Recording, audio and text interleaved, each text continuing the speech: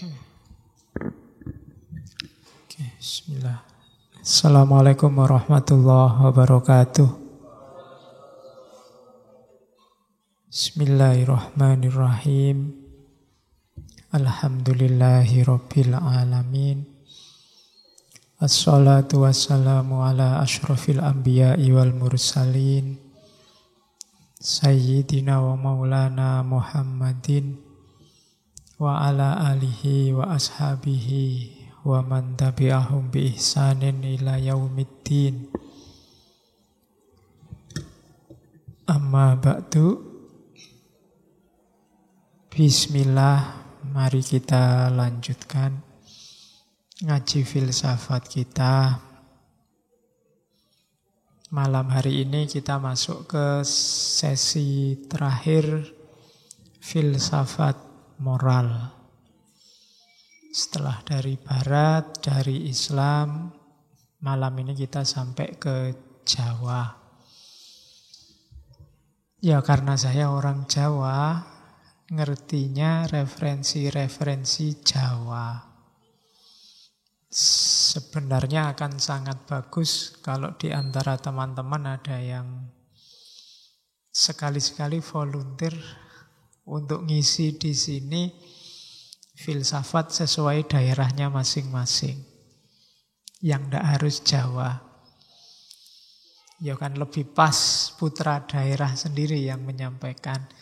Nanti saya mendampingi jadi pendengar tidak apa-apa. Sekali-sekali biar nggak saya terus. Gantian. Saya juga ingin ngerti. Pasti banyak mutiara-mutiara, khazanah-khazanah, wawasan-wawasan, hikmah-hikmah dari daerah selain Jawa. Mungkin ada yang cocok, ada yang tidak cocok, ya monggo. Ngaji filsafat ini kan ibaratnya kayak makan gado-gado. Kalau tidak suka lontongnya, ya lontongnya disingkirkan. Tidak suka tahunya, ya tahunya disingkirkan. Tidak suka kolnya, ya kolnya disingkirkan, kan gitu. Jadi ada yang cocok, ada yang tidak cocok, tidak masalah. Wong ini kan kita memulung hikmah itu kan sesuai kehidupan, sesuai historisitas kita masing-masing. Ada yang kalau belajar Jawa-Jawa ngantuk, bosen. Belajar Barat bergairah. Ada yang kalau belajar Barat tidak suka. Tapi belajar Jawa tersentuh. Pokoknya carilah dari semua jalur yang membuatmu tersentuh, kemudian hidupmu jadi lebih baik. Caranya begitu. Tidak harus melihat bungkusnya, atributnya, apakah itu Jawa, Islam, atau Barat. Karena sumbernya hikmah pasti hanya satu, yaitu Allah. Oke, bismillah. Kita ketemu beliau malam hari ini, Mangkunegoro kaping sekawan, Mangkunegoro 4. Saya tidak harus cerita, cuma beliau ini memang hidupnya di era ketika kesusastraan Jawa ada pada era puncaknya. Tahun-tahun 1750-an sekian. Kalau dihitung-hitung sekitar 120-an tahun.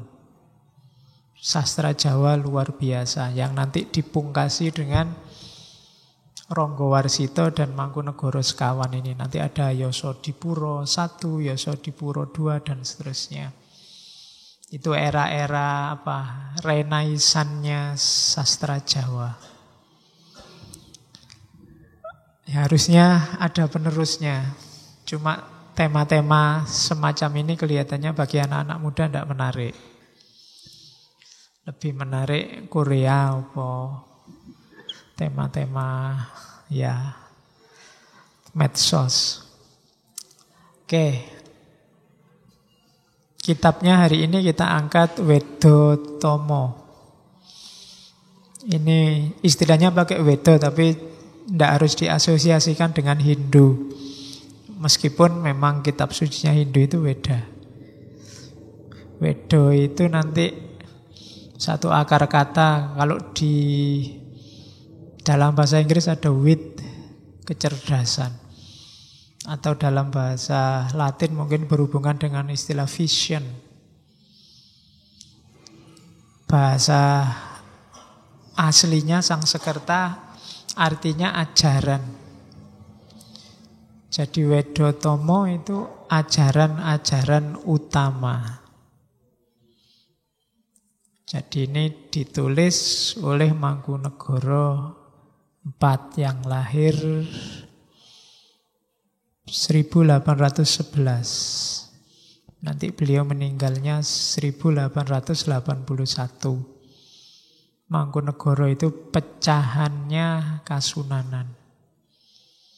Setelah Mataram dipecah dua di perjanjian Giyanti, nanti Surakarta, Solo pecah lagi jadi Mangkunegara, itu perjanjian Solo III. Nah ini yang keempat, berarti masih raja keturunan yang keempat. Sampai hari ini kan masih hidup Mangkunegaranya. Ya kalau mau main-main silahkan. Kalau di Jogja kan Pakualaman pecahannya. Jadi kerajaan Mataram itu pecah-pecah ya setelah Belanda masuk. Strateginya memang begitu. Oke, tapi lepas dari politik, Sri Mangkunegara kaping sekawan ini labelnya Satrio Pinandito. Satrio Pinandito itu ya kesatria, wong dia raja, tapi sekaligus pendeta. Ini kayak kalau istilahnya Plato mungkin raja filosof. Kalau di wayang itu ada Begawan Abiyasa. Begawan Abiyasa itu raja setelah jadi raja selesai terus dia jadi begawan. Begawan itu ya kayak filosof hari ini. Oke, itu Mangkunegara. Bismillah, langsung saja biar pengantarnya nggak panjang-panjang. Kita langsung buka kitab Wedotomo. Itu artinya bentuknya serat, isinya ajaran, tapi tidak semua ajaran keutamaan. Pasti isinya etika atau moral. Modelnya tembang. Jadi harusnya hari ini isinya nembang. Cuma daripada ngantukmu hilang gara-gara saya nembang, mending saya ndak usah nembang. Kalau ada yang bisa mau copatan, guru lagunya sudah pas. Wedotomo biasa dilakukan orang. Nanti kalian ketemu banyak istilah-istilah Jawa yang sering dilakukan orang. Baitnya sekitar 100. Jadi 100 bait puisi. Dalam 5 lagu, Pangkur, Sinom, Pocung, Gambuh, Kinanti. Istimewanya Jawa, setiap istilah, setiap nama punya filosofi. Kapan-kapan kita belajar, atau kalau ada orang lain yang ahli, kita besok adakan ngaji filsafat kejawen khusus. Atau daerah lain juga butuh, ya mungkin ada filsafat apalagi. Filsafat itu kaya dan tidak harus saya. Syukur-syukur dalam waktu 7 malam itu di sini tiap hari ada ngaji filsafat, ngaji opo ngono. Ben tak mirip bangkrut go ngasih teh sama kopi. Oke, ya karena memang kebangkitan kita itu kuncinya di sains, di ilmu, di luasnya wawasan. Jalur yang lain tidak terbukti dalam peradaban. Peradaban itu selalu yang menang yang menguasai sains. Apakah Barat, apakah Islam. Oke, bismillah. Itu kalimat pembuka. Saya bacakan beberapa, bacanya saya lurus, tidak pakai tembang. Apalagi TOEFL Jawa saya jelek, jadi mohon dimaklumi kalau ternyata tidak terap. Atau yang ahli-ahli kejawen, ya mbok saya diajari cara nembangnya atau cara bacanya yang pas. Saya baca terjemahannya. Oke, jadi mingkar mingkuring angkara. Kitab Vedotomo ini disusun untuk mingkuri angkara, untuk menghindarkan diri dari angkara murka. Tidak ada orang yang suka angkara murka. Bahkan orang yang melakukan angkara murka itu kadang-kadang dia tidak sadar kalau dia melakukan angkara murka.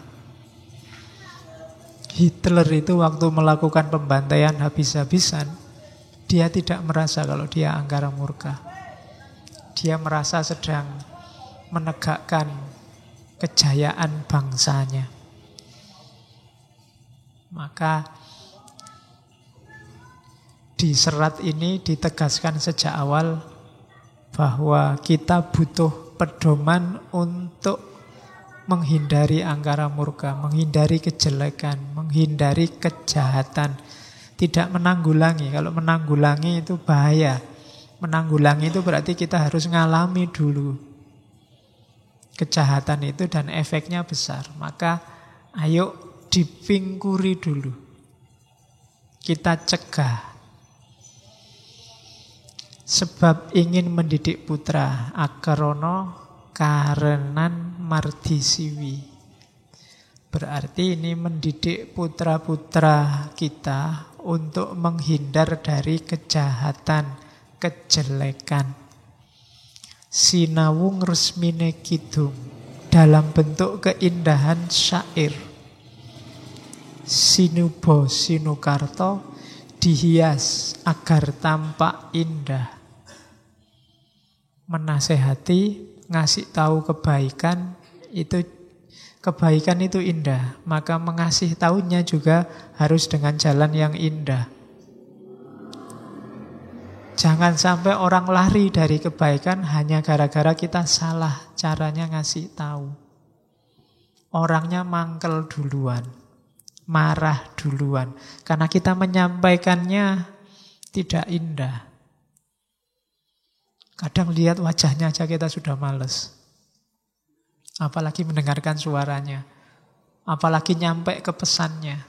Maka lakukan dengan indah. Kenapa? Karena yang disentuh adalah jiwa.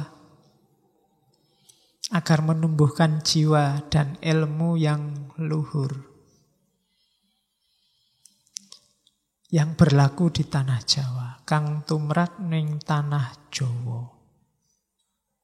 Agama ageming aji.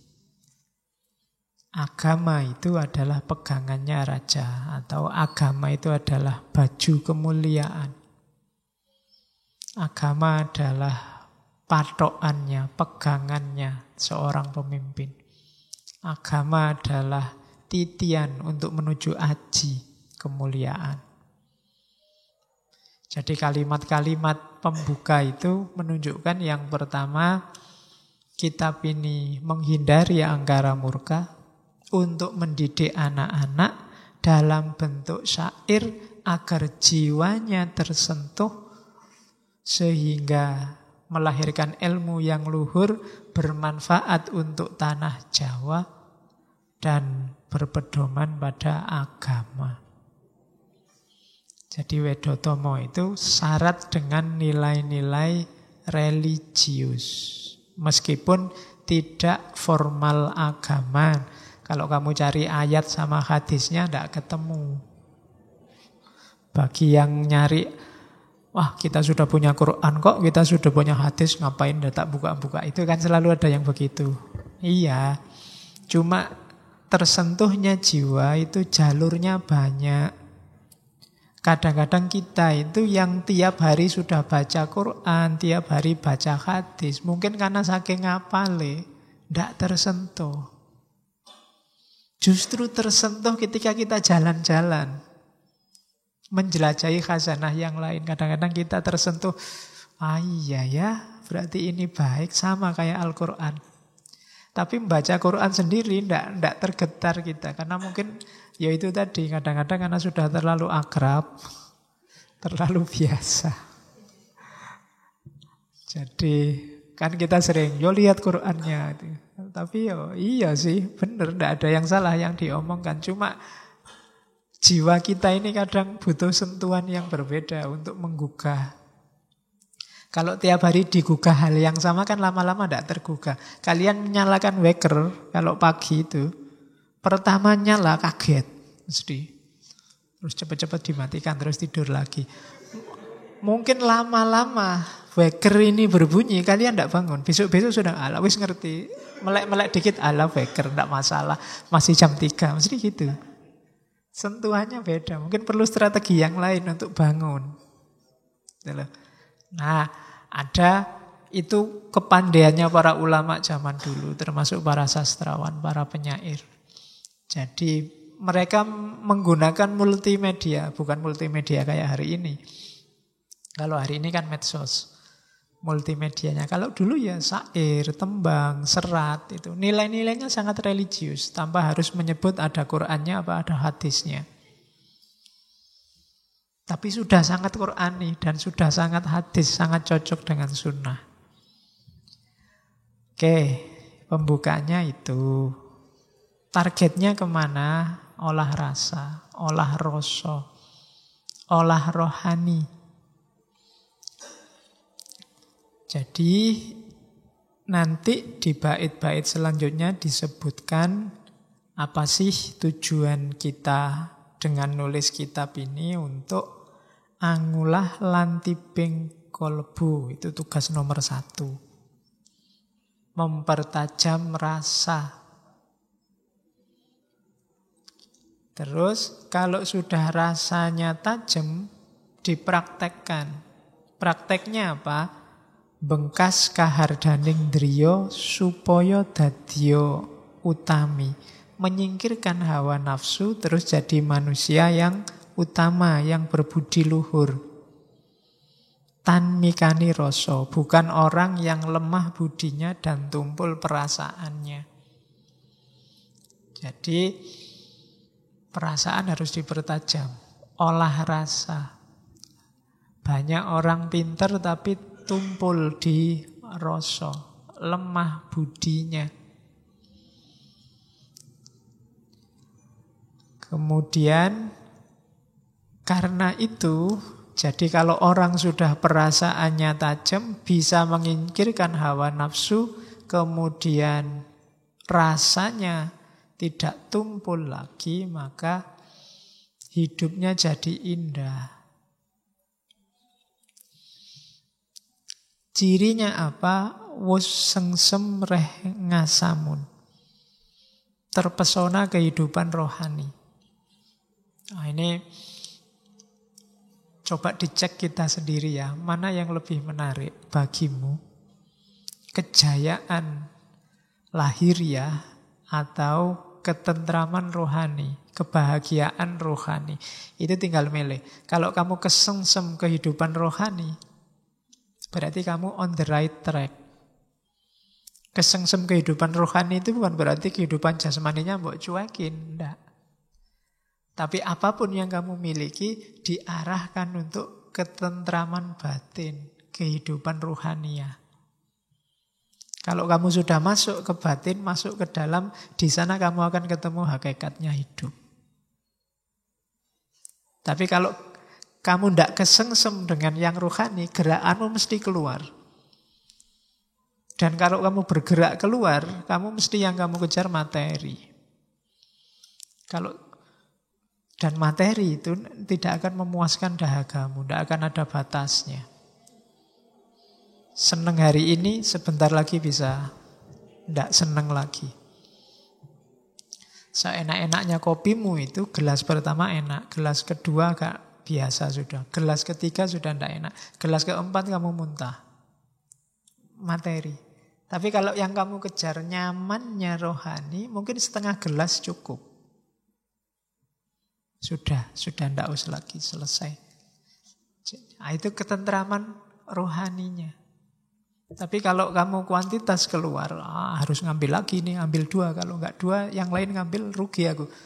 Terus itu kan, dan tidak ada batasnya. Ketika kamu ngambil 2, temanmu yang sebelah juga 2. Loh, dia juga 2. Nanti dia, terus aku harus lebih dari yang lain. Perlombaan dunia itu begitu. Maka cirinya, gerakanmu sudah on the right track, kamu kesengsem kehidupan rohani, kamu jatuh cinta dengan dunia rohani. Itu pentingnya olah rasa. Dan nanti di bait selanjutnya ada istilah orang yang kesengsem dengan dunia rohani itu apa? Dia tidak akan marah, dia akan dengan senang hati meskipun dianggap bodoh. Bungah engaran cubluk, sugeng tias yang den ino, tetap gembira meskipun dihina. Ini berat. Orang yang mengalami kebahagiaan rohani itu dianggap bodoh juga senang-senang aja. Dihina juga gembira-gembira saja. Oh, itu susah. Jangankan dihina, kamu dikomentari agak nyinyir dikit aja kan marahmu luar biasa. Padahal orang maunya tidak ke sana, kamu tafsirkan ke sana. Nah, itu ciri-ciri orang yang tidak kesengsem dengan kebahagiaan rohani. Golek gegeran terus. Nyari masalah terus. Nyari problem. Maka ayo latihan kalau orang Jawa olah rasa. Tidak cuma olah pikir, ya olah pikir itu nanti jadi jembatan untuk menuju olah rasa.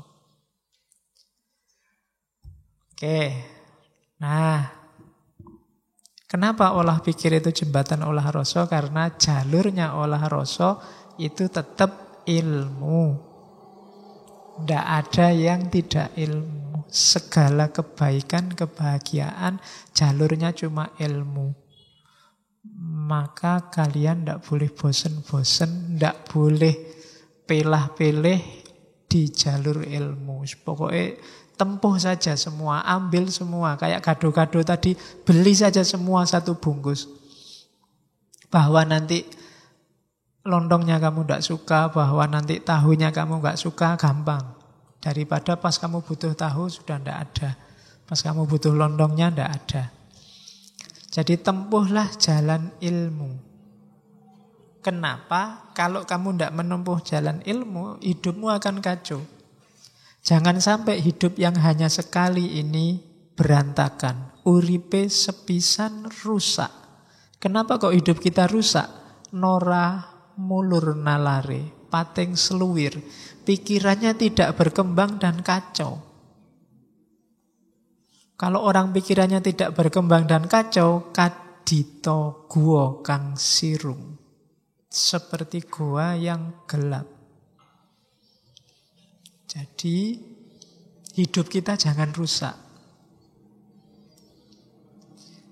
Karena kalau hidup kita rusak, itu ibarat gua yang gelap. Cirinya hidup rusak apa? Nalarnya tidak berkembang, pikirannya kacau, pating seluwir. Jalan ilmu itu menuntut kita untuk pikirannya tidak pating seluwir. Pikirannya pating seluwir itu isinya banyak tapi tidak jelas.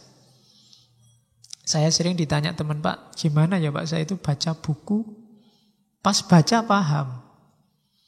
Setelah baca hilang. Ya kan? Di kepalamu itu pengetahuan banyak tapi pating seluwir. Nalarmu enggak berkembang. Ilmunya tidak nyambung sama kehidupanmu nyata. Ilmunya tidak bisa jadi penerang. Mungkin terlalu jauh. Kayak istilahnya Ghazali ya, ada ilmu yang mubadir. Ilmu yang mubadir itu kamu capek-capek belajar tapi tidak berbuah ilmu itu, tidak berjalan dalam hidupmu. Kamu sejak SD sampai kuliah hari ini kan wis oke ya, mata pelajaran, mata kuliah itu sudah karu-karuan lah. Kadang ya dibolan-baleni. Tapi tidak ngefek dalam hidupmu, tidak meningkatkan kualitas hidupmu. Pikirannya pating seluwir, nalare ora mulur. Pikirannya tidak berkembang, ilmunya hanya dihafalkan dan tidak jalan dalam praksis hidupmu. Ketika ilmu tidak bisa mencahayai hidupmu, maka hidup kita seperti goa yang gelap. Goa yang gelap itu mungkin ono isinya emas, mungkin ada isinya sungai yang indah yang kamu bisa mandi di situ tapi kamu tidak tahu. Padahal kamu luar biasa loh. Itu kenapa pikiranmu tidak berkembang. Itu ada kalimat yang terkenal, yang sering dikutip orang, termasuk beberapa kali saya kutip. Ngelmu iku kelakone kanthi laku. Lekase lawan kas, tegese kas nyantosani. Setya budya pangekese dur angkara. Ilmu itu dapat dicapai dengan laku. Jadi laku di sini tidak selalu diartikan setelah dapat ilmu terus dijalankan. Tapi ketika menempuh ilmu, kamu sudah melakukan laku. Itu di Jawa. Maka penempuh ilmu juga harus ngerti cara suluknya seorang menempuh ilmu. Kalian menempuh ilmu sambil foya-foya, menempuh ilmu sambil seneng-seneng, menempuh ilmu sambil tidak tirakat sama sekali, tidak ada gunanya. Kenapa tadi ilmumu banyak hilang kayak versi Jawa ini? Karena kamu tidak melakukan laku, tidak ada tirakatnya. Jangankan puasa, disuruh sederhana apa adanya, susahnya luar biasa. Pinginnya kamu selalu wow, selalu mewah, selalu lebih. Tidak jadi ngelmu. Jadi ketika kamu berjalan menuntut ilmu itu sudah harus ada lakunya. Jadi ada rumus tirakatnya. Itu di Jawa. Makanya para sufi itu ada uzlahnya, ada riyadohnya. Kalau tidak ada ininya, kalau tidak mau berkorban, tidak mau sengsara, ya susah. Itu tadi ilmunya hilang. Kamu ingin nyari ilmu sambil tetap seneng-seneng, sambil tetap maksiat sidik-sidik. Kalau diingatkan, alah Pak, dosa kecil aja. Wudu aja sudah rontok itu Pak. Ya kan? Jadi ya enggak, kalau enggak laku ya ilmunya enggak kelakon. Ilmu itu kalau enggak kelakon ya ilmunya enggak manfaat untuk hidupmu. Kalau enggak manfaat, dia enggak bisa mencahayaimu. Mungkin ada dalam dirimu, tapi dirimu seperti gua yang gelap. Itu filosofinya orang Jawa. Dan lekase lawan kas. Kas itu kemauan, keinginan. Bahasa Arabnya niat. Diawali dari niat. Maksudnya kas apa? Niat untuk menguatkan. Niat untuk olah rasa tadi. Niat untuk jadi manusia utama. Berniatlah, lakukan laku. Niatlah untuk melakukan keutamaan dan ketulusan budi untuk menaklukkan kejahatan. Jadi hidup kita itu bekalnya ilmu. Cuma ilmu ini tidak ada gunanya kalau tidak diiringi laku. Ilmu yang tidak diiringi laku itu membuat hidup kita berantakan. Karena akal kita tidak berkembang, pikiran kita fragmentaris, pating seluwir, dan hidup kita seperti dalam gua.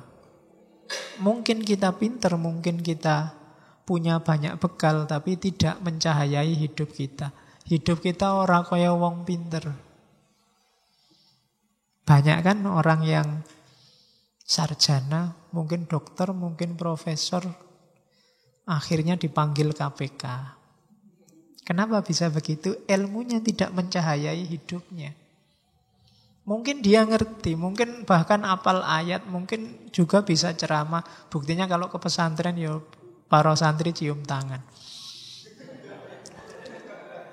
Tapi ilmunya sendiri tidak mencahayai hidupnya.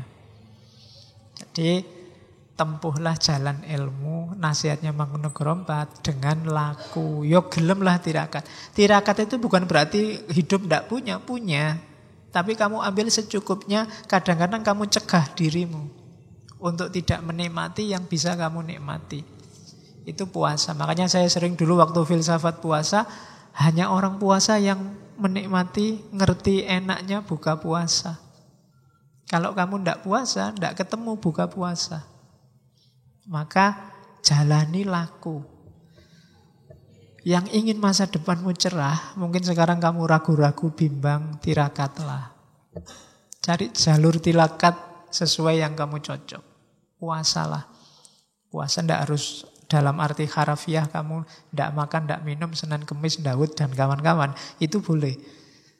Tapi yang jelas, kekang dirimu. Jangan dilampiaskan sekarang. Nah, itu jalannya penempuh ilmu. Terus, selanjutnya.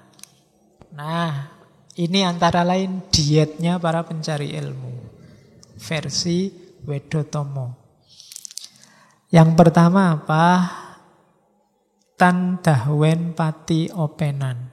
Jangan iri, jangan dengki. Penyakitnya manusia hari ini gara-gara medsos. Iri, dengki. Dengki itu tidak suka kalau orang lain senang. Senang kalau orang lain susah. Biasanya kelompok sana. Kalau kelompok sana dapat masalah, kamu senang. Nah, siapa suruh milih gubernur itu? Sudah tak bilang. Kalimat itu menunjukkan kamu dengki sebenarnya. Atau kalau sana sukses, kamu iri. Alah, kayak gitu aja. Jagoku bisa lebih baik. Itu iri. Jadi bersihkan dirimu dari hal-hal itu. Tentang apapun pada siapapun. Kalau dua ini masih ada, ya ilmumu tidak akan jadi cahaya. Iri, dengki. Terus tanpa nasten. Tidak gampang ngamukan. Kalau dikritik orang, diingatkan orang, atau ada yang tidak cocok sama kebenaran yang kamu yakini, jangan cepat-cepat ngamuk toh. Jangan panasan. Hari ini kan kita gampang panas.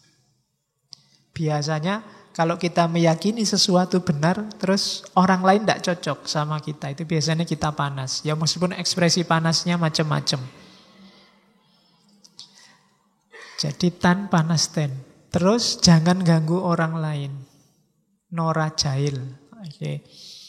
Mungkin jahilnya beda ya hari ini. Jahilnya itu kadang bikin foto-foto di Photoshop, terus bikin, nah itu jahil. Atau mungkin kamu punya teman kuliah, ala pak iseng-iseng daripada sepi ganggu temenmu. Itu jahil namanya. Sandalnya disembunyikan. Lagi enak-enak di kamar mandi, bajunya dibawa lari, itu jahil.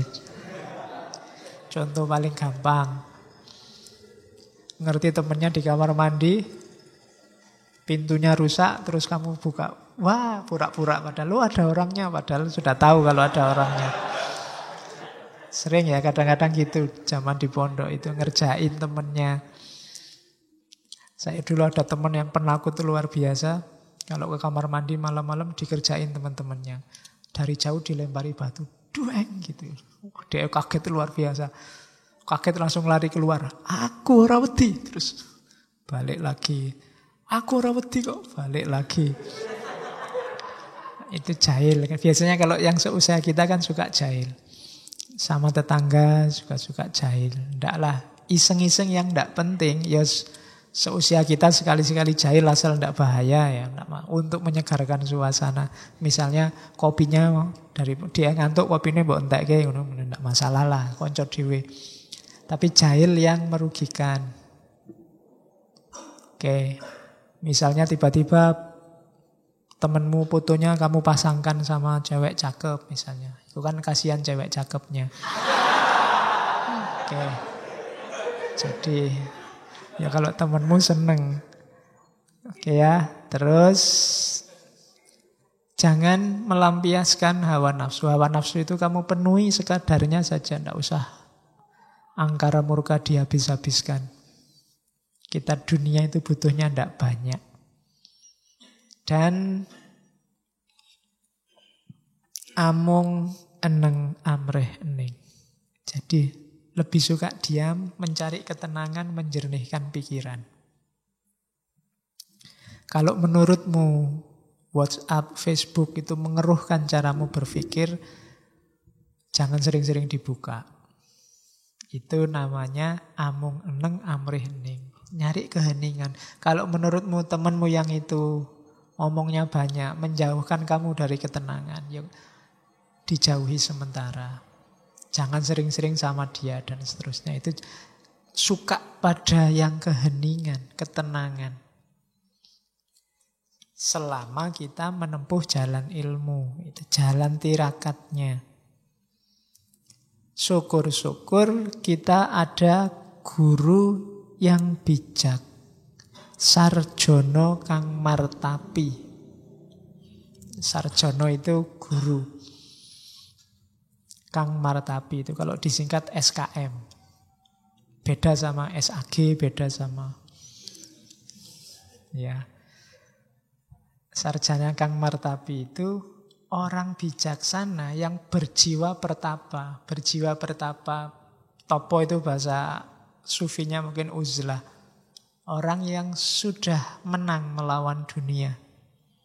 Bukan guru yang masih dimabuk oleh dunia.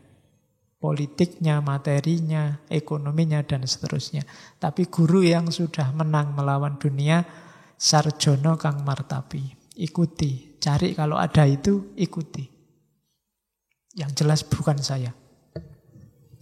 Ini juga usikum wa nafsi. Ya, karena gelarku bukan SKM tapi SAG. Ya. Jadi sarjono kang martapi. Jadi kalau kamu lihat ada guru yang tidak terpesona lagi oleh dunia, yang dunia bagi dia sudah tidak penting, ikuti. Nanti di Jawa ada konsep guru sejati. Kapan-kapan kita bahas itu. Dalam tasawuf ada konsep mursyid. Oke, terus ini yang hati-hati kita sering ada di sini yang terakhir, tidak menggunakan pengetahuan semata-mata hanya untuk nyari nafkah atau pamrih. Jadikan semua yang duniawi dalam cari ilmu itu efeknya saja.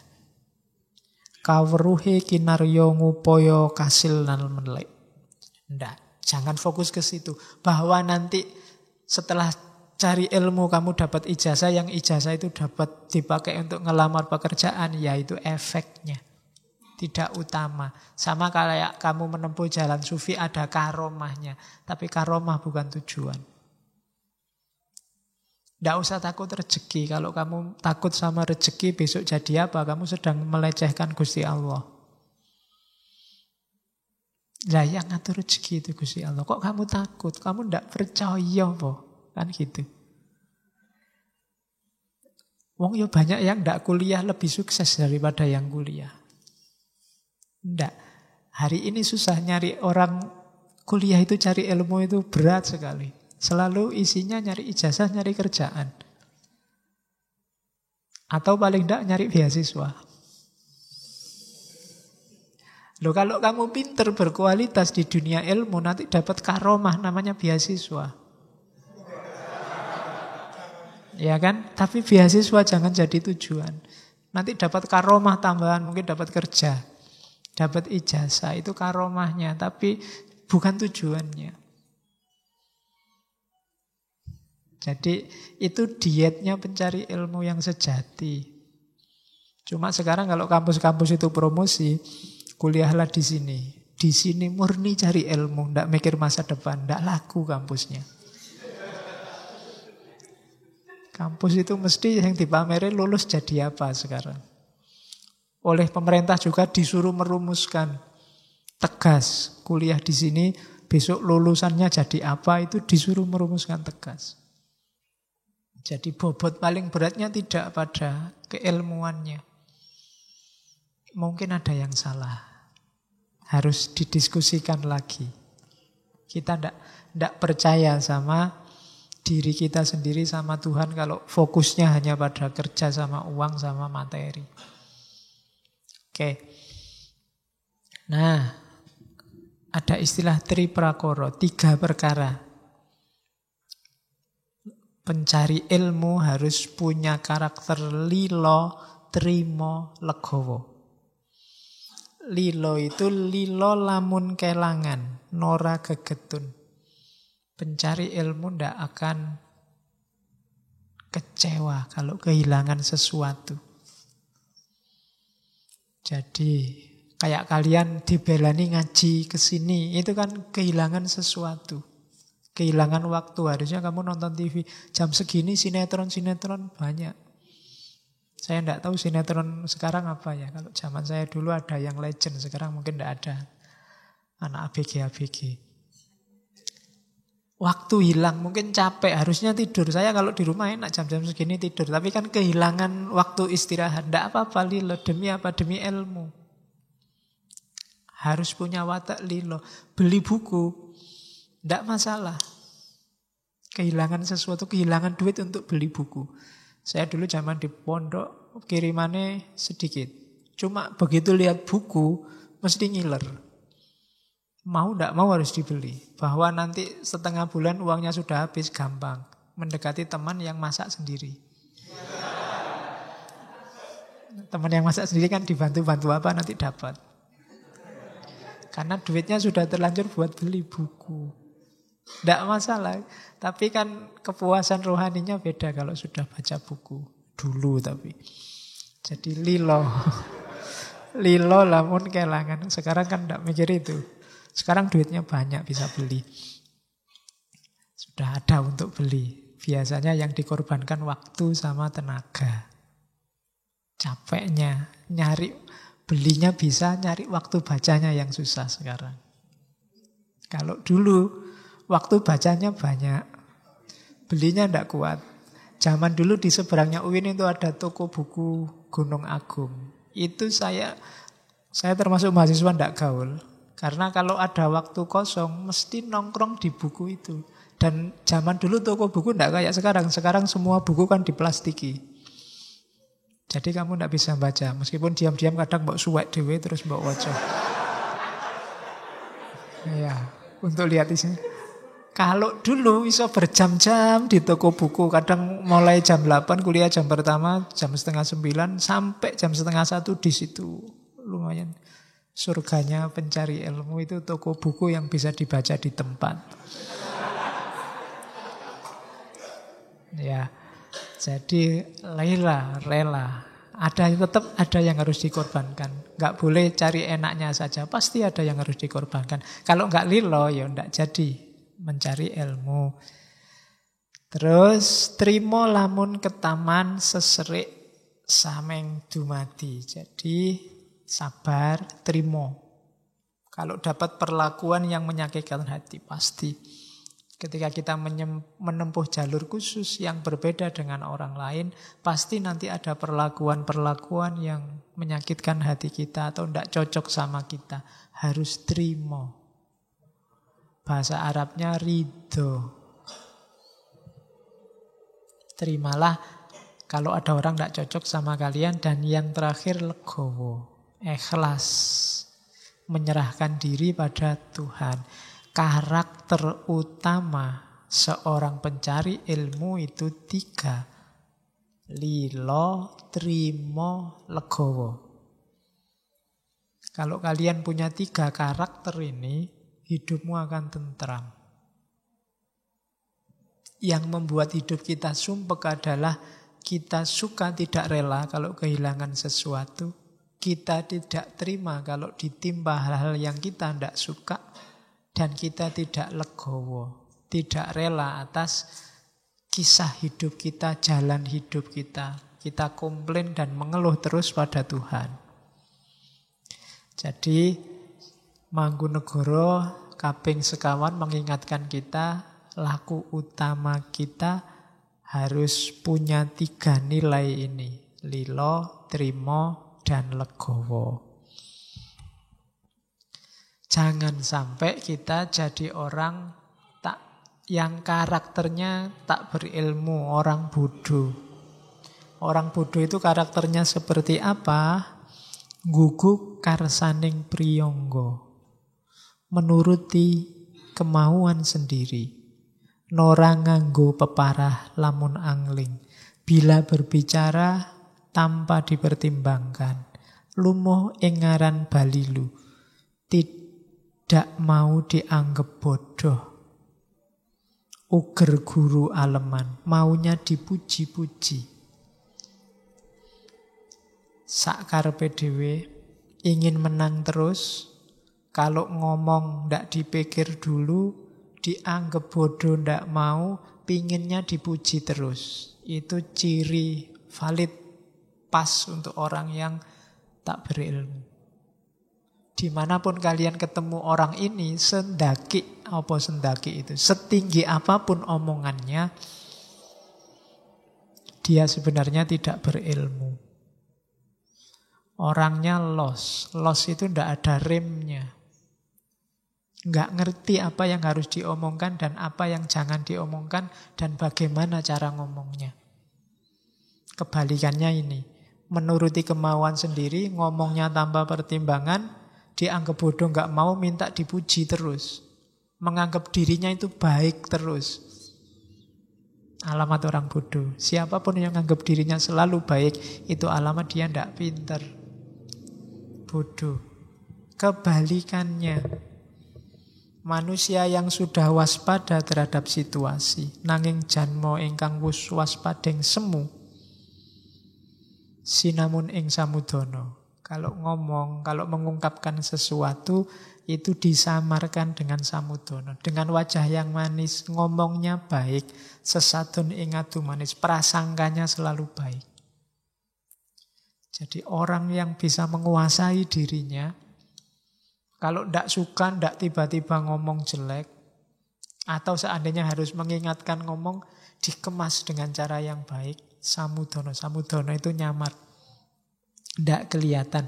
Kadang-kadang yang diingatkan sana, ngomongnya ke sana. Biar sini terasa. Nah, itu orang pinter. Jadi, bedanya orang pinter dan orang tidak pinter, itu kalau di sini yang pertama-tama cara ngomongnya. Kalau ada orang los, ngomong, tidak dipikir dulu. Kalau Mas Mbok ngomongnya dipikir, loh memang gini saya ini, belak-belakan, terang-terangan apa adanya, kan ada yang begitu. Loh kalau semua orang belak-belakan, terang-terangan, bisa buyar dunia ini. Setiap kali tidak suka ngomong, setiap kali tidak cocok ngomong, tawuran mesti. Kenapa? Ya setiap orang isi kepalanya beda-beda. Tidak cocok atau kamu pakai baju batik itu kok nuani padahal kan cukup diatur gimana caranya ngomongnya. Seandainya harus diomongkan, atau kalau tidak perlu diomongkan ya tidak usah diomongkan. Milih warna kok hitam, warna itu yang cerah, yang itu kan tidak cocok juga. Kalau ini tak omongkan juga kan tawuran, aku bisa tawuran sama kamu. Wong banyak yang tidak cocok, model rambut kok kayak gitu. Misalnya, ya kan tidak cocok aku. Apa ya terus tak omong kan tidak. Oke, ya sekarang tidak ada. Sini model rambutnya bagus-bagus. Ya, akan ada yang di pihak tengah full itu. Zaman dulu, ngarani model bokong. Jadi, dulu Rano Karno zaman dulu. Oke, tidak. Jadi jangan dikira orang yang belak-belakan terang-terangan itu baik, katanya enggak. Itu menunjukkan orang tidak bisa mengekang dirinya. Menunjukkan dia tidak pinter. Dianggap bodoh tidak mau. Pengen dipuji. Kalau ada orang ngomong, saya itu ya sukanya belak-belakan gini. Itu berarti dia sebenarnya pengen dipuji. Wah bagus sampean jujur, kan pengen gitu. Setiap orang ngomong ada sayanya, itu biasanya ingin dipuji, kesayaannya itu. Keakuannya itu. Aku ini ya gini, terserah kamu suka apa enggak. Itu sebenarnya dia ingin dipuji, akunya itu. Nah itu diingatkan oleh Mangkunegoro lewat Wedotomo. Ada lagi lanjutannya, ciri selanjutnya orang tidak berilmu. Si Pengung Nora Nelegowo, Sang Soyordo Deniro Cacariwis. Seorang dungu tidak menyadari bahwa bualannya semakin menjadi-jadi. Ngandar-andar angen dukur, bicara makin ngelantur, kandhane nora kaprah, bicaranya tidak masuk akal, tidak jelas. Saya elok aleng kolong kanganipun, makin aneh dan tidak ada putusnya. Si wasis waskita ngalah, ngalingi marang si pingging, yang pandai waspada mengalah, menutupi aibnya si tolol. Jadi ini lanjutannya, ngomongnya ndak jelas, ngomongnya ngelantur, ndak masuk akal. Ngeyele pol. Nah, kalau gini rumusnya apa? Si wasis waskita ngalah. Kita sering pakai kalimat sing waras ngalah. Ada yang ndak setuju. Hari ini ada yang bilang yang waras jangan ngalah, yang waras ndak bisa. Kalau kamu ndak ngalah, kamu gegeran sama orang yang modelnya kayak gini. Hasilnya apa? Debat ndak jelas. Hasilnya kamu masalahnya ndak selesai, musuhmu tambah banyak. Jadi kalau memang ingin meluruskan, ndak usah dilawan dia. Kasih tahu saja mau idhoh, hikmah atau jadal. Jadal itu ngelawan. Jangan dilawan. Jadi ngalahlah. Ngalah dalam arti kalau ada orang ngelantur kayak gini ngeyel, ora gelem kalah. Bahasamu hari ini apa? Dogmatis, mesti benar, mesti apik. Jangan dilawan. Kamu ngalah. Ngalah dalam arti jangan ditabrak langsung. Kalau kamu tabrak langsung tidak menyelesaikan masalah, cuma nambah masalah. Jadi bener sing waras ngalah. Dakwalah dengan hikmah. Jangan diajak tawuran, mesti ngeyel. Tidak akan selesai. Ya sudah, tunggu dia sampai lerem, nek basa Jawane, sampai situasinya memungkinkan, masuklah dengan omongan, masuklah dengan contoh perbuatan. Jangan dilawan saat itu. Kalau dilawan tidak ada habisnya, kayak kamu diskusi selamat hari Natal kemarin.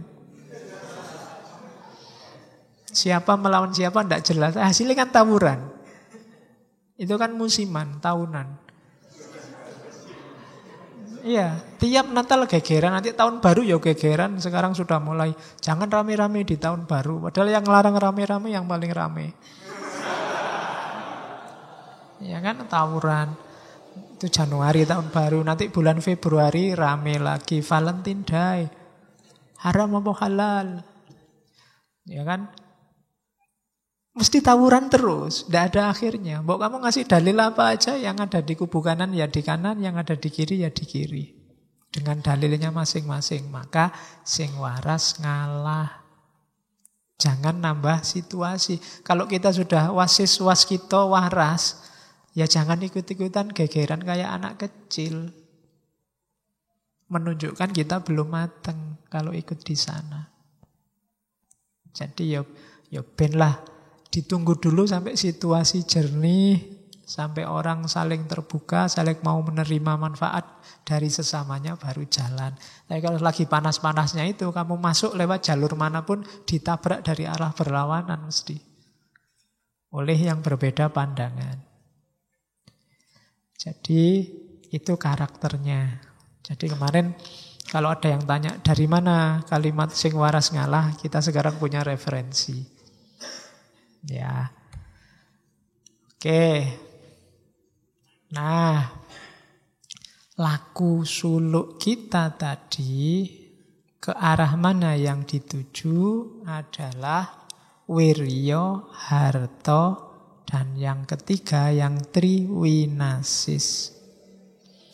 Kalau kita sudah lurus, ilmu mencahayai hidup kita, kita akan dapat wirya.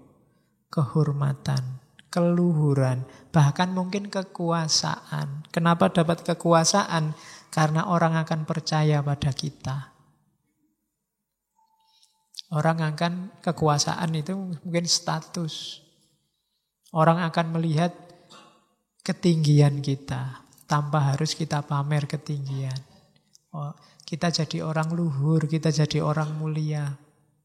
Dan kita juga punya arto. Arto itu kita akan dapat alat, dapat sarana, tidak harus uang. Meskipun arti letterlocknya uang, tapi maksudnya sarana. Media untuk mewujudkan keinginan kita. Ada yang salah di antara kita mengartikan arto hari ini. Dianggapnya uang itu tujuan. Tidak, uang itu alat, sarana. Kalau ada orang tujuan hidupnya mengumpulkan uang yang banyak, itu orang yang sangat tidak pinter. Karena uang itu hanya sarana untuk mewujudkan yang kamu inginkan. Jangan berhenti di uang, rugi. Kalau tiap hari kan banyak sekarang orang ribut gaji naik, ribut menuntut tingkat kesejahteraan, maksudnya bayarannya naik. Rugi kalau berhenti di situ. Karena uangnya itu, gaji naik itu kan cuma alat. Alat untuk kesejahteraanmu. Jangan berhenti di sana. Tidak serta-merta ketika gajimu naik, hidupmu terus tentrem. Kemarin ada penelitian itu, guru-guru di kabupaten tertentu itu sekarang tingkat perceraiannya tinggi. Gara-gara dapat sertifikasi guru. Duitnya oke. Karena duitnya banyak, mulai mikir macem-macem. Termasuk selingkuh. Terus tingkat perceraian jadi naik. Lah itu kan jadi bencana. Karena yang kamu pikir sejak awal dapat duitnya. Tidak pernah mikir kalau sudah dapat alat yang namanya duit, kamu mau apa? Itu penting. Jadi keliru kalau kamu mikirnya cari duit saja yang banyak. Harus kamu rumuskan juga. Besok kalau saya dapat uang banyak mau tak pakai apa? Kalau enggak, mesti aneh-aneh. Ono duit jalan-jalan yo. Ono duit makan-makan yo. Mesti ngono. Nanti dulu dirancang yang bagus. Wong itu arto, itu alat. Untuk apa? Ada orang yang uangnya tidak terlalu banyak tapi manfaat, barokah. Karena dia pintar merancang, menggunakan wong dia alat. Ada orang yang duitnya banyak, ditumpuk terus tabungannya. Tapi uripnya sumpek, akhirnya masuk penjara. Karena semangatnya hanya mengumpulkan uang. Dibayangkan kalau uangnya sudah ngumpul, hidupnya tentram. Keliru, uang itu cuma alat. Alat yang sama kayak cangkul. Kalau cangkulnya tidak kamu gerakkan, tidak kamu pakai buat macul, ya kamu tidak panen. Kayak uang yang ditumpuk terus sampai banyak. Tapi tidak dipikir besok buat apa. Itu yang bikin kadang-kadang orang tuanya meninggal, gegeran rebutan warisan. Karena tidak dirancang dengan baik sejak awal. Dan yang ketiga pasti winasis, kepandaian, kewaskitaan. Hidup ini kalau kita tidak punya tiga hal itu, tidak punya wirjo, tidak punya arto, tidak winasis, kalamun kongsi, sepi, soko wilangan tetelu, telas tilasing janmo, aji godong jati aking, temah popo papariman, ngulandoro. Jadi, kalau ketiganya kita tidak punya, tidak ada artinya kita jadi manusia, derajat kita rendah. Bahkan lebih berharga daun jati yang kering. Karena kalau tiga itu tidak punya, kita akan jadi gelandangan, peminta-minta. Hidup kita bergantung pada orang lain. Hidup kita bergantung pada yang lain. Tidak mandiri. Orang yang tidak mandiri tidak punya harga. Maka wiryo, arto, dan winasis akan kita temui kalau kita menjalani laku ilmu. Kalau tidak kita tempuh, tidak sukses, dan kita tidak punya tiga hal itu, kita tidak lebih mulia dari daun jati yang kering. Itu kalau dilakukan enak, cuma sayangnya itu tadi, aku raiso nyanyi. Oke, terus ada nanti dalam Wedotomo, ini klaster-klasternya saya bikin sendiri ya. Slide-slide-nya saya bikin sendiri, urutannya tak kacau sendiri, tak pilih yang saya cocok. Kalau kamu yang tertarik dengan Wedotomo, baca sendiri 100 bait itu, urutannya tidak kayak gini. Pasti. Saya comot yang tengah tak taruh di depan, yang belakang tak taruh tengah, semacam itu. Dengan standar ngukur kemampuanmu cara menangkap. Karena kalau tak urut kayak ngaji kitab kuning itu, mungkin kamu agak pusing. Oke, yang pertama, di sana ada etika individual, etika sosial, dan etika ketuhanan. Temanya karena memang filsafat moral. Etika individual yang pertama, nyawanya ada di eling lan waspada. Itu pasti. Jadi eling itu bukan rindu ya, eling itu bukan ingat, tidak semata-mata ingat, tapi bisa sadar dan mengambil pelajaran dari alam semesta. Eling lukitaning alam. Bisa mengambil petunjuk dan pelajaran dari sekelilingmu. Semua peristiwa. Peristiwa sosial, peristiwa alam, peristiwa politik. Semuanya pelajaran. Orang yang bisa mengambil pelajaran dari semuanya, inilah orang yang eling. Kalau sudah eling, terus waspada. Hati-hati. Jangan sampai aku jatuh di lubang yang sama dan aku harus ikut yang baik sehingga mendapatkan buah kenikmatan kebahagiaan yang sama. Itu waspada. Jadi ambil pelajaran dari sekelilingmu, itu eling, dan kemudian sadari, itu waspada. Jangan lengah, ya kan? Dan ambil pelajaran dari semuanya untuk hidupmu. Hari ini kita kayak kemarin waktu belajar filsafat sejarah, banyak orang yang tidak bisa belajar dari sejarah sehingga jatuh ke lubang yang sama. Itu berarti tidak eling dan tidak waspada. Eling itu iling-ilingan. Ingat-ingatlah, di sekelilingmu banyak sekali pelajaran. Kalau sudah kamu ambil pelajaran, jadikan itu senjata untuk waspada. Biar kamu mendapatkan kebaikannya dan terhindar dari kejelekannya. Jangan sampai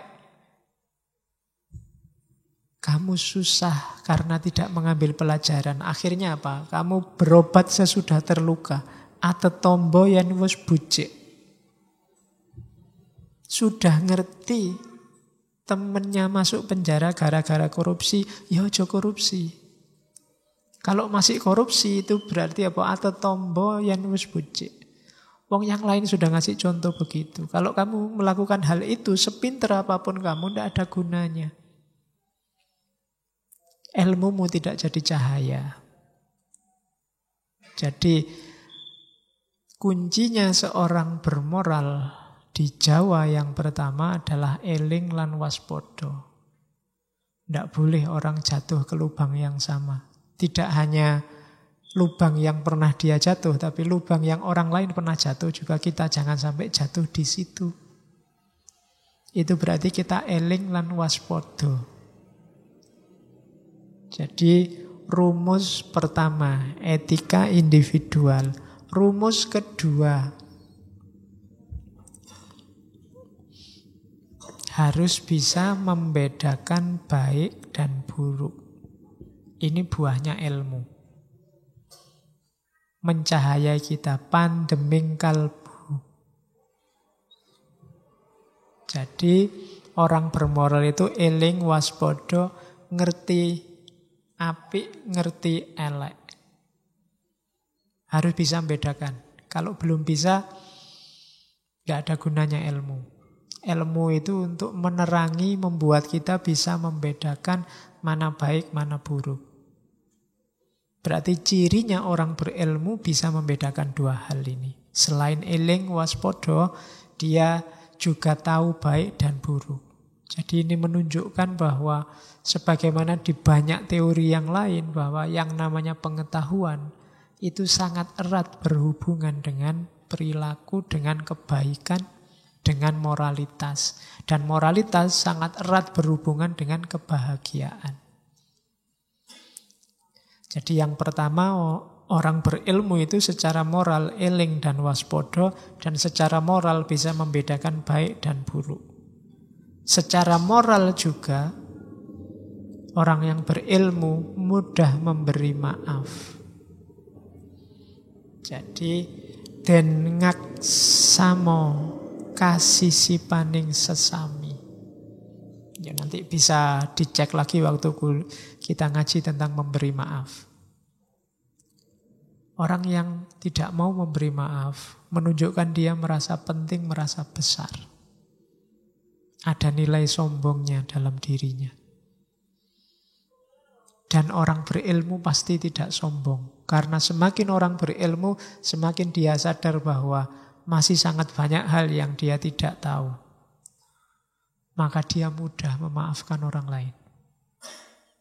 Jadi den ngaksamo kasisipaning sesami. Dan terhindar dari perbuatan tercela dan sifat angkara murka. Oke.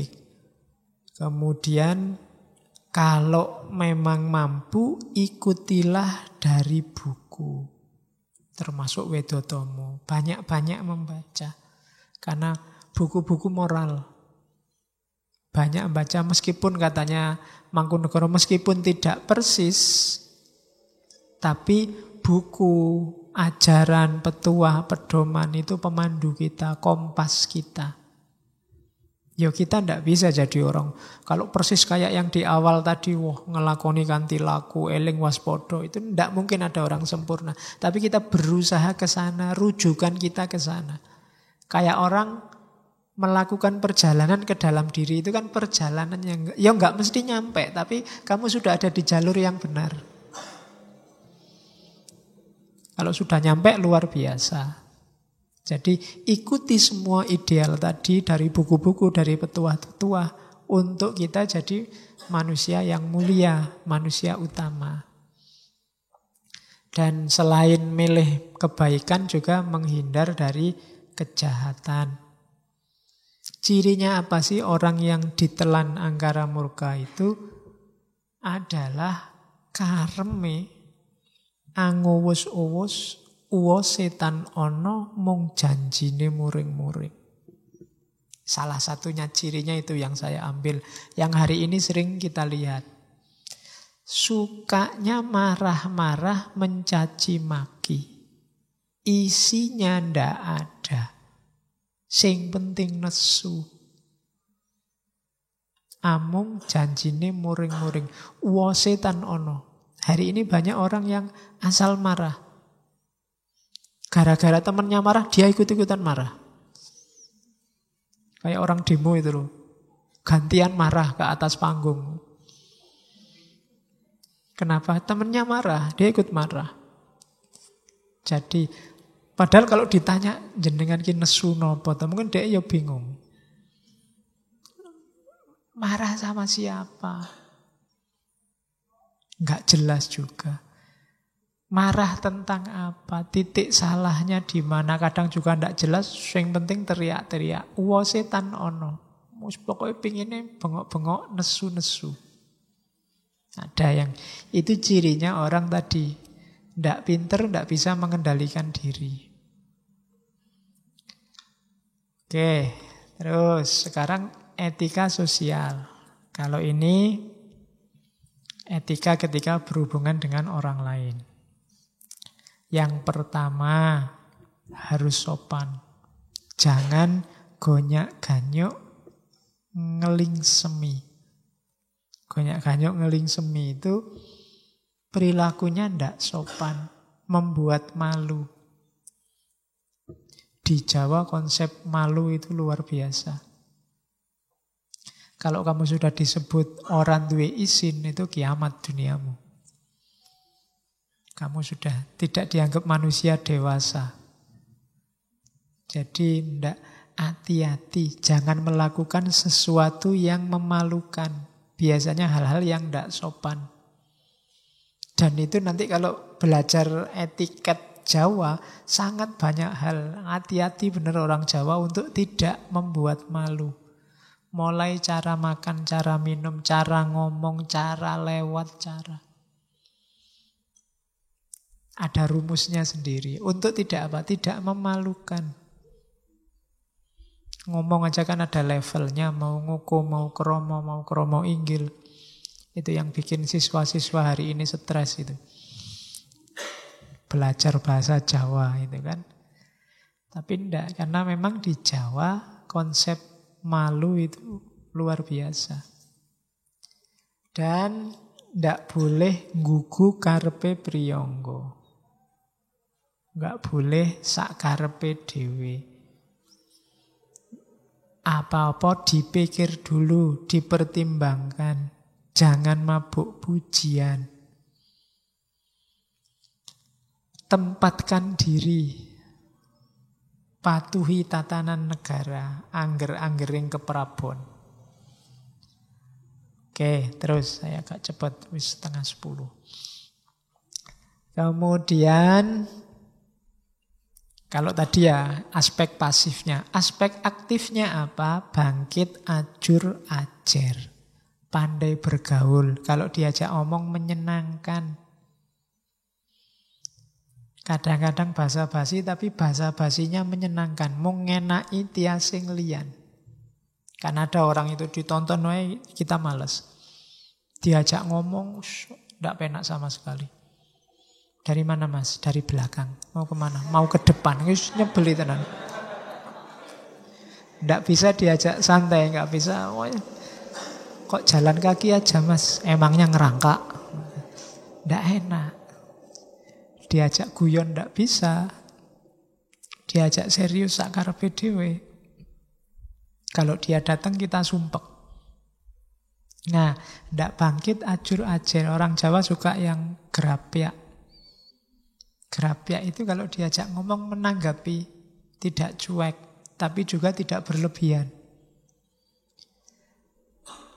Terus kadang-kadang dalam rangka membahagiakan orang lain dan bisa mbusui ujaring jalmi. Kadang-kadang pura-pura bodoh, pura-pura ndak ngerti. Nggih toh, ngoten toh. Itu kan bikin orang yang ngajak ngomong semangat. Daripada diajak ngomong, alah wis tahu, wis ngerti.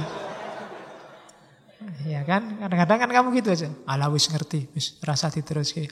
Wis tahu. Itu kan ndak enak. Kadang-kadang kamu harus pura-pura. Oh iya toh, baru tahu saya padahal ya wis ngerti.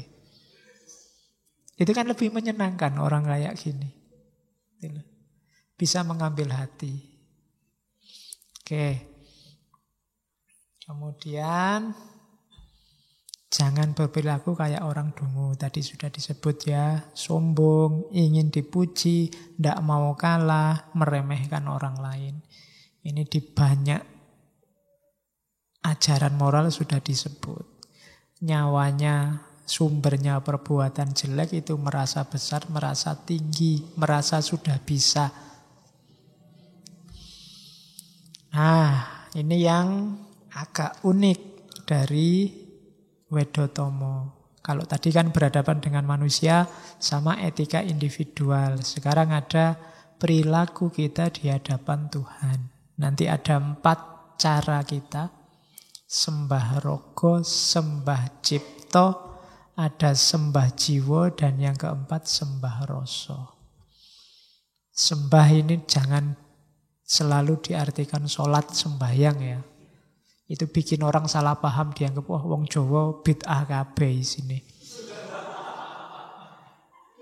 Enggak, sembah itu ya mungkin nanti yang sholat disebut sembahyang. Sembah itu kan menyembah, yang itu Tuhan. Sembahyang itu menyembah Tuhan. Hidup kita itu isinya sembah semua. Sembah itu persembahan untuk Tuhan. Ya ada yang formal kayak sholat, ada yang ngaji kita ini termasuk sembah. Kita persembahkan untuk Tuhan. Karena kalau ada yang tidak sembah untuk Tuhan, tidak dipersembahkan untuk Tuhan, ya hidup kita sia-sia. Wong inna lillahi wa inna ilaihi roji'un. Inna sholati wa nusuki wa mahyaya wa mamati lillahi rabbil alamin. Sholatku, ibadahku, hidupku, semuanya persembahan untuk Tuhan. Maka lakukan yang terbaik. Kalau sedang belajar, belajar sekeras-kerasnya. Kamu sedang mempersembahkan sesuatu untuk Tuhan. Kalau kamu sedang ngaji, ngaji seserius mungkin. Kamu sedang mempersembahkan sesuatu untuk Tuhan. Kalau makan juga makan yang serius. Jangan disambi macam-macam yang menghilangkan nilai sakralnya makan. Karena kamu sedang mempersembahkan sesuatu untuk Tuhan. Dalam Islam segala hal kan ibadah. Nah, ada level etisnya di hadapan Tuhan. Yang pertama namanya sembah rogo. Sembah rogo ini yang sholat lahir yang kita lihat. Jadi sholat 5 waktu. Fisik sifatnya. Wudunya pakai air. Cuma ini langkah paling awal. Kalau bahasanya di Wedotomo, sembah rogo muniku pakartining wong amagang laku. Jadi ini langkah paling awal. Tidak boleh merasa sudah selesai dengan sembahyang. Dengan sholat saja sudah beres. Sembahyang ora cah kaya, sembahyang oke, sip, wis. Tidak cukup itu. Itu hanya awalnya. Perlu masuk ke dalam namanya sembah cipta. Atau kadang disebut sembah kalbu. Kalau ini yang sholat batinnya. Caranya apa? Membersihkan dari kungkungan hawa nafsu. Tazkiyatun nafas. Bersihkan batinmu. Taholli kalau dalam tasawuf. Jadi sembah rogo olah lahirnya. Olah batinnya yang paling awal sembah kalbu. Caranya taholli. Bersihkan jiwamu, bersihkan rohanimu dari maksiat, dari dosa, dari pelanggaran, dari hawa nafsu. Pembersihan diri. Kalau sudah mampu sembah kalbu, orang yang tidak mampu sembah kalbu, sholatnya tidak bisa khusyuk. Sholatnya hanya olahraga. Yoga. Kan koyo yoga sholat itu. Hanya itu dapatnya. Ada yang ketiga, naik kelas sedikit lagi setelah bersih jiwa kita, yang dilakukan apa? Sembah jiwa. Sembah jiwa itu tahalli. Meletakkan dalam diri kita hal-hal yang baik. Ya termasuk meletakkan Allah, meletakkan segala kebaikan moral dalam diri kita. Orangnya harus iling waspodo. Orientasinya hanya pada Allah. Setiap detak jantung dan desah nafasnya adalah zikir. Hanya Allah saja yang ada dalam hidupnya. Itu sembah jiwa. Jiwa lebih dalam dibandingkan kalbu. Kemarin di Ibnu Miskaweh, kan lapisan luar mental itu kan yang kalbu itu, terus masuk lagi ada ruh. Jiwa itu kan bahasa Arabnya ruh. Jadi menghidupkan lagi rohanimu dengan Allah setelah tadi terhalangi oleh nafsu. Sembah jiwa. Kalau sudah bisa sembah jiwa, sudah bisa hidupmu isinya sepenuhnya, orientasinya hanya Allah saja. Tahalli, ada level keempat, tajalli. Sembah rasa. Ini mirip makrifat kalau dalam tasawuf. Kamu akan menemukan hakikat. Kamu akan menyadari rahasia terdalam hidup ini. Dan kalau sudah nyampe sembah rasa, itu kamu sudah nyambung langsung sama Allah. Mursyidmu juga sudah tidak ikut-ikut lagi. Jadi itu level paling tinggi. Step-step, makom-makom yang harus dilalui oleh seorang manusia dalam rangka ilaihi roji'un. Kalau sudah sembah rasa, kamu sudah ketemu. Sudah ketemu sudah ketemu Allah. Jadi rogo, kalbu, kemudian jiwa, dan yang keempat rasa. Jadi totalitas hidup kita isinya hanya Allah. Itu etika di hadapan Tuhan. Nah, Mangkunegara mengkritik keberagamaan yang formalistik. Formalistik itu ya tadi hanya raganya saja.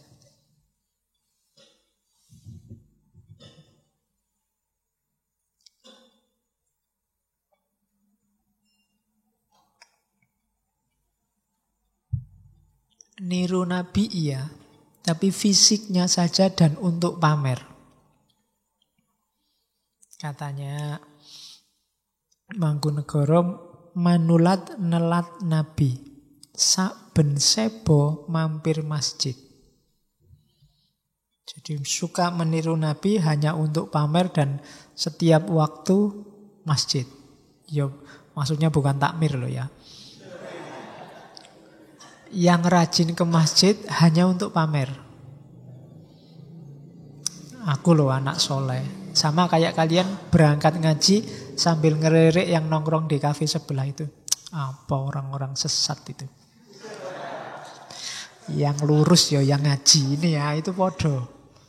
Jadi mental formalisme ngaji sebenarnya. Formalitasmu ngaji karena mentalmu sebenarnya bukan mental pencari ilmu kalau yang ada di pikiranmu itu.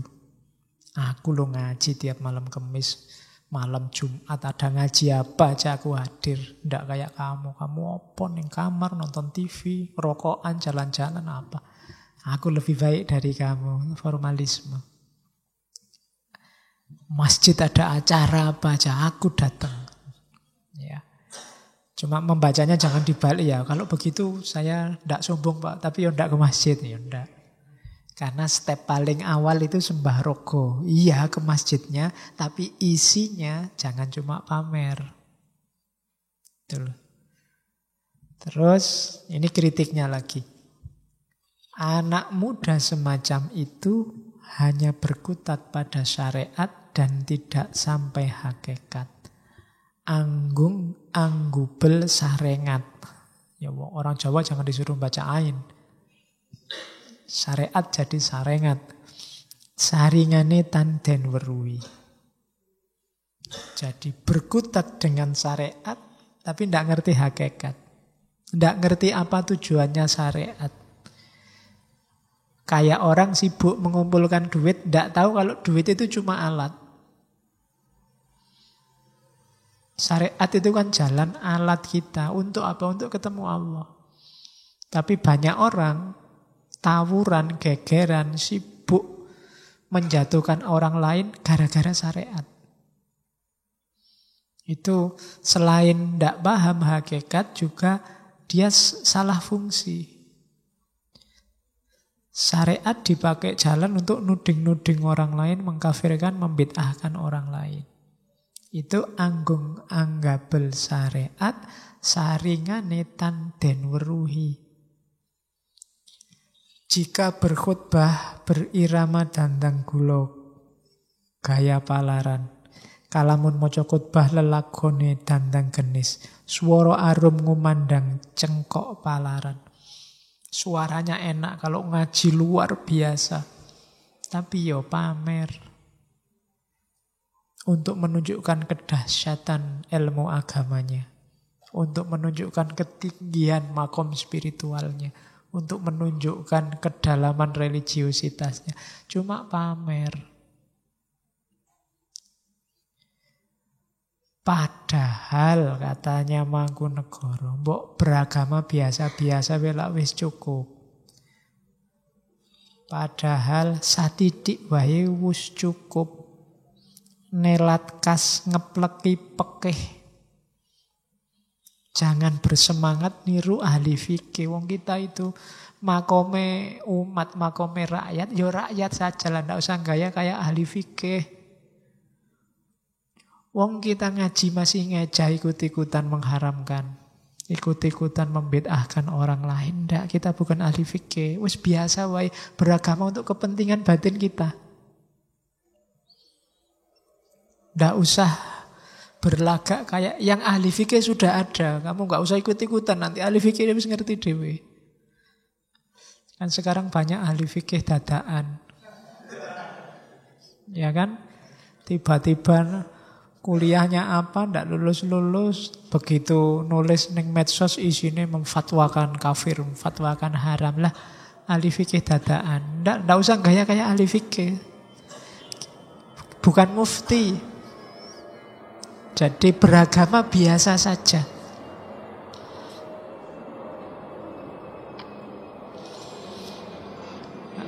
Satitik bae wis cukup.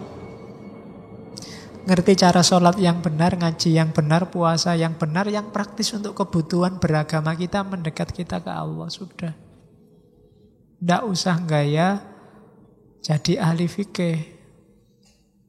Nggak usah gaya tiba-tiba beli kitab kuning fikih ala Madhaibul Arba'ah. Wong ngaji wae ra iso. Ya kan? Yang ahli fikih sudah ada jatahnya. Itu kritiknya Mangkunegoro pada cara beragama yang formalistik. Dia ngeritik lagi. Ini istilah juga sering dipakai. Durung pecus keselak besus. Amaknani rapal koyo Sayyid saka Mesir. Belum mampu tapi berani. Jadi durung pecus keselak besus itu. Masih belum bisa kok kemendel. Kemendel itu apa ya bahasa Indonesia? Kendel itu berani. Kalau kemendel itu nekat. Ya sejenis itulah. Jadi belum pecus keselak besus. Amaknani rapal koyok Sayyid saka Mesir. Wah, berani-beraninya memaknai kalimat-kalimat, memaknai nas koyok syekh dari Mesir aja.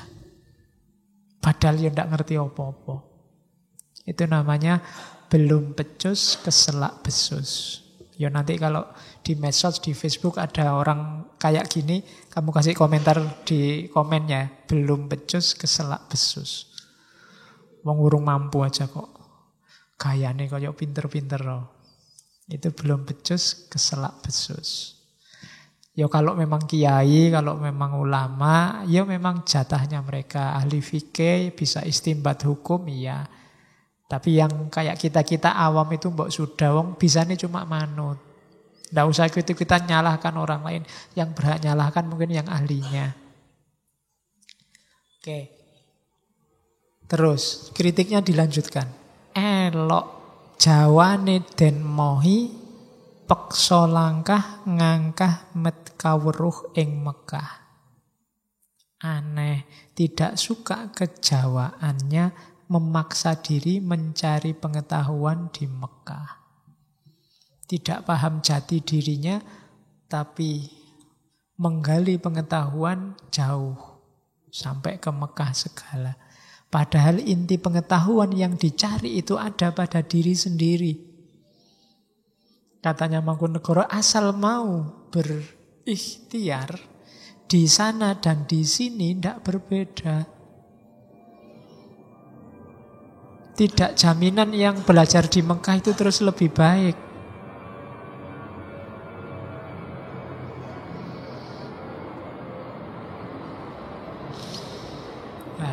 Ambil nafas sebentar.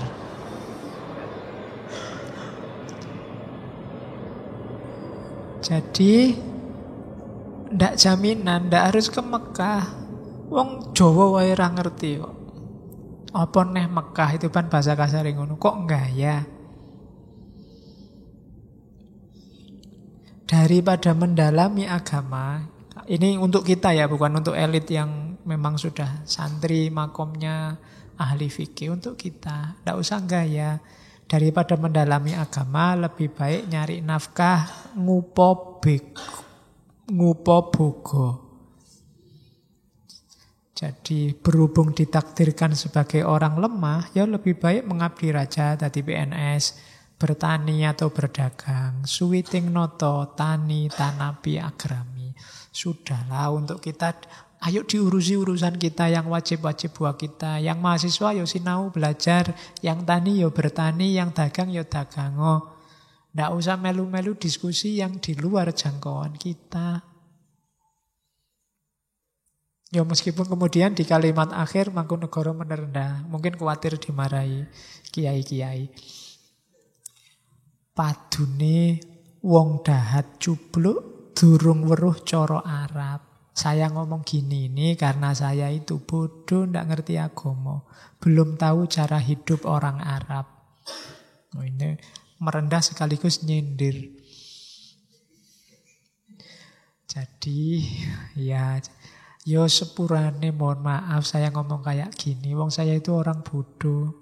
Ndak ngerti kayak gimana sih Arab itu.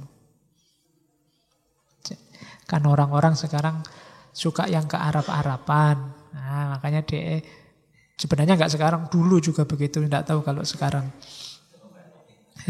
Jadi padune wong dahat cubluk durung weruh cara Arab. Nah, kalimat-kalimat Jawa ini bisa kamu ambil untuk komen di statusmu.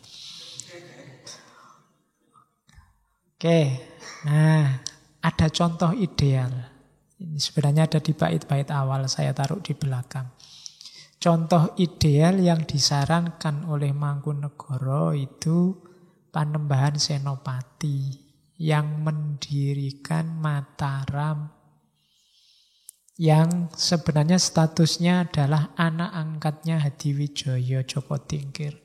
Cuma karena dia tekun di jalan ilmu, tekun melakukan suluk, tekun tirakat, akhirnya tinemu, ketemu dan dapat wahyu ke Prabon sampai jadi raja. Jadi dia adalah model laku utama. Panembahan Senopati itu dikenal kuat menekan hawa nafsu. Kapati Amarsudi sudoning hawa lan nafsu. Suka bertapa. Nanti kalau yang baca sejarahnya dia melakukan laku macam-macam. Dia pernah Topongeli itu apa? Menghanyutkan diri di sungai sampai pantai selatan di Kali Opak.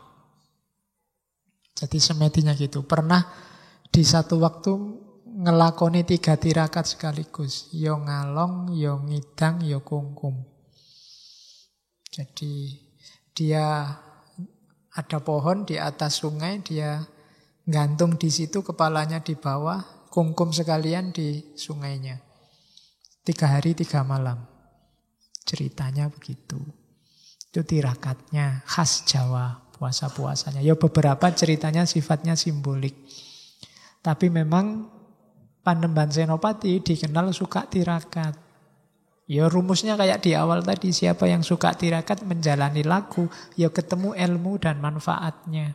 Sekaligus karomah-karomahnya yang diperoleh dari ilmu. Kalau sedang tidak tirakat, Panembahan Senopati itu suka membahagiakan orang lain, membuat senang orang lain. Makanya disukai banyak orang, dicintai banyak orang. Kalau sedang tidak ada kesibukan sebagai raja, dia berkelana, mencari ilham. Dia lebih suka ketenangan, ketentraman hati. Suka prihatin, kuat mengurangi makan dan tidur. Padahal sebagai raja gampang, dia pengen seneng-seneng, pengen kawin berapapun bisa, pengen makan seenak apapun bisa, pengen tidur seneng-seneng juga bisa. Tapi enggak, dia lebih milih tirakat. Lebih suka berkelana, nyepi. Tujuannya apa? Kehalusan budi. Mesuh, reh kasudarman. Jadi semua yang dijelaskan di depan tadi itu derivasi dari ideal seorang Panembahan Senopati yang mendirikan Mataram. Terus, nah akhirnya demikianlah ilmu yang nyata menggunung ilmu kang nyoto. Sanyatane mung weh reseping ati, senyatanya memberikan ketenangan hati.